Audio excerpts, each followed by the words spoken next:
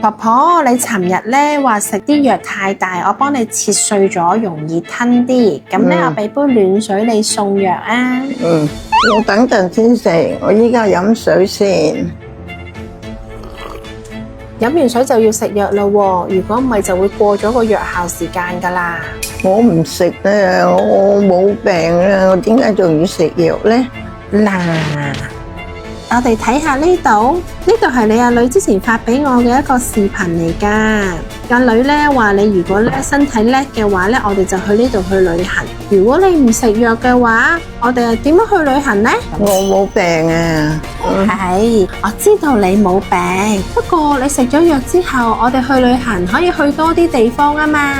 咁阿女又可以帶你玩多幾個景點喎，好唔好啊？好啦，有得玩咁我就食啦。好啦。